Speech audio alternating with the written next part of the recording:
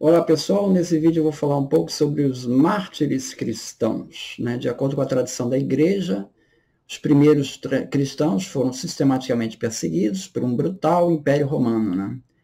Cândida Moss, as referências estão todas aqui no link. Ela, no livro dela, O Mito da Perseguição, ela revela que a chamada Era dos Mártires é uma ficção. Não houve um esforço contínuo dos romanos para perseguir os cristãos. Embora houvesse alguns mártires, a maioria dessas histórias são exageros e até mesmo falsificações, que o objetivo é marginalizar os hereges, inspirar os fiéis e financiar as igrejas.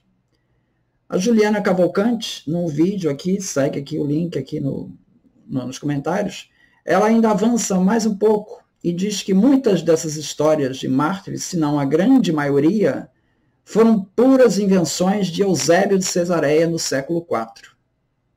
Então essa coisa toda de mártires começa no século IV.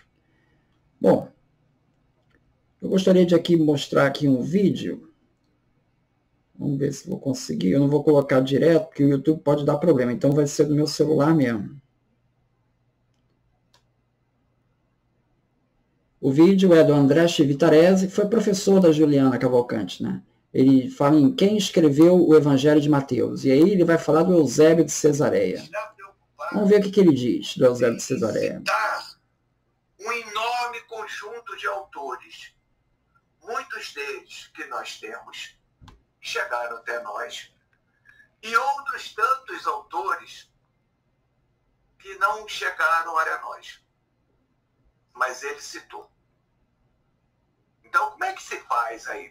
Como é que a gente sabe se o miserável do Eusébio de Cesareia, quando cita um autor,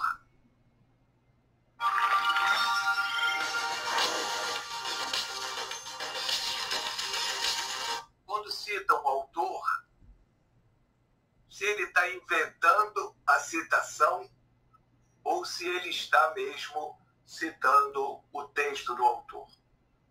A prova é simples. O que a gente faz? Nos textos que Eusébio cita no século IV, para autores situados entre o século I, II, III, até a época dele, os textos que nós temos, a gente abre e confronta o que ele está citando para ver se está nos textos que nós temos. E o miserável do Eusébio de Cesareia era ipsiliteri, citava exatamente o que estava no texto. Logo, aqueles autores que nós não temos acesso, porque os textos se perderam, mas que Eusébio citou, nós podemos dizer 100% de certeza que Eusébio está citando tal qual o texto era. Ele não muda a citação. Entenderam? Então, esse cara vai apresentar a vocês todo um enorme conjunto de pensadores cristãos, a começar por um chamado Papias.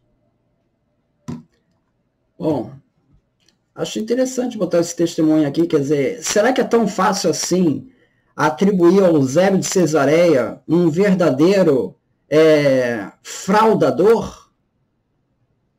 Será? Bom, não é isso que o André Chivitarese fala. Então, esse é um primeiro ponto.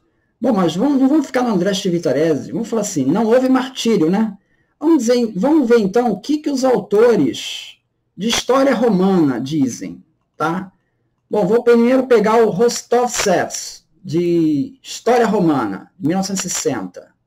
Historiador clássico. Ele diz assim: apenas as comunidades cristãs eram perseguidas, mas não sabemos se o eram como associações não licenciadas ou se os cristãos eram acusados individualmente por se recusarem a participar do culto do imperador, praticado em todo o império. As comunidades cristãs entraram logo em choque com o poder civil, as causas desse conflito, porém, não são claras. A perseguição religiosa era estranha à política habitual dos imperadores, e as justificativas legais para essa perseguição são, neste caso, evidentes. ela pode ter sido provocada pela recusa teimosa dos cristãos em participar do culto prestado ao imperador em todo o império. Ou talvez as comunidades cristãs fossem consideradas, por um motivo ou outro, sociedades ilegais. De qualquer modo, havia mesmo sob Trajano uma lei que tornou possível tal perseguição. Bom, então nós temos aí Rostov Sev, que é um historiador da história romana, reconhecido como um trabalho sério, né? E ele está dizendo que sim, havia perseguição aos cristãos, inclusive tinha uma lei na época do Trajano. Tá? Bom, vamos seguir em frente. Vamos então pegar autores mais recentes. Vou pegar dois que quem estuda história romana deve conhecer. Greg Wolfe, Roma, a história de um império. Greg Wolfe. Olha só, hein? O que ele diz? A primeira perseguição geral foi organizada pelo imperador Décio contra os cristãos. Galério e Diocleciano parecem ter explorado os mesmos sentimentos quando organizaram sua grande perseguição. Opa, perseguição aqui contra cristão. Os historiadores da igreja enfatizaram o martírio, mas é provável que ele tenha sido raro em muitas partes do império. Quer dizer, não foi uma coisa generalizada. Mas teve martírio. Há certa dúvida sobre até que ponto nas províncias ocidentais a perseguição foi realmente aplicada além da África. Quer dizer, na África, Cartago, com certeza, né? Os poucos que tinham morrido por sua fé e os que tinham sido torturados por não quererem entregar os textos sagrados foram mais tarde idolatrados, para irritação dos bispos que não tinham sido mortos nem torturados. Um cisma irrompeu no norte da África entre os cristãos que tinham entregado os livros sagrados e os que eram acusados de efetivamente buscar o martírio. A morte em 311 de Mensúrio, bispo de Cartago, associado aos que não tinham tomado uma posição, desencadeou uma crise de autoridade. Ela culminou em uma divisão entre donatistas e os que seguiam a linha de Mensúrio. Bispos e congregações rivais surgiram em muitas cidades e a divisão permaneceu até o início do século V. Página 334. Então veja, não só teve martírio, como isso foi causa até de divisão dentro da própria igreja. Quem está falando? Greg Wolfe. Ah, mas o Greg Wolfe deve estar errado, né? Deve estar errado ele. Bom, então vamos a um outro consagrado. Mary Bird, SPQR. Não, se você falar em história romana, Mary Bird e Greg Wolfe são duas referências, são autores recentes, né? O que Mary Bird fala? De tempos em tempos, durante os primeiros 2 séculos, as autoridades romanas puniram os cristãos. Olha, nesse período não houve uma perseguição geral e sistemática. Só se registram sinais disso em meados do século III. Século III, tivemos sim perseguição sistemática e geral. Na prática, a maioria das primeiras gerações de cristãos vivia sem ser perturbada pelo Estado, né, das primeiras gerações de cristãos. No entanto, às vezes servia como bode expiatório. Nero, por exemplo, atribuiu-lhes culpa pelo grande incêndio de Roma. Talvez fossem candidatos plausíveis, já que alguns cristãos vinham profetizando que o mundo acabaria em chamas. As cartas de Plínio a Trajano sugerem que havia alguma legislação romana que, explícita ou implicitamente, proibia a religião, embora não saibamos nada além disso. A incerteza e a perplexidade de Plínio estão refletidas em algumas ocasiões em que os romanos decidiram punir cristãos em diferentes partes do império, da Gália à África. Um momento particularmente revelador é o relato que uma mulher cristã fez do próprio julgamento, antes mesmo de ser morta, por animais selvagens em um anfiteatro em Cartago, romana, em 203. Víbia Perpétua, uma cristã recém-convertida, 22 anos, casada, com filho bebê, foi presa, trazida à presença do procurador da província, que assumiu o lugar do governador recém-falecido. Seu texto é o mais extenso, pessoal e íntimo relato de uma mulher sobre a própria experiência que sobreviveu de todo o mundo antigo e versa sobre suas preocupações com o filho e os sonhos que tinha na prisão antes de ser atirado às feras. No texto transparece a frustração de seu interrogador, assim como o empenho em fazê-la abjurar. Tenha pena dos cabelos brancos de seu pai, pena de seu pequeno bebê, pressionava ele.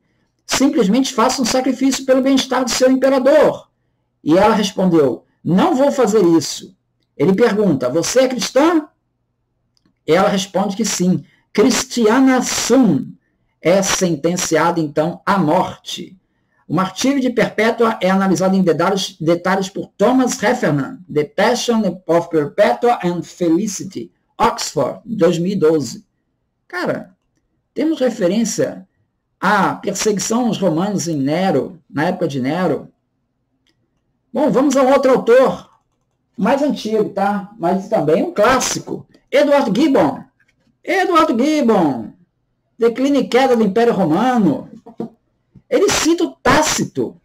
Anais, 1544. Famosa passagem de Tácito.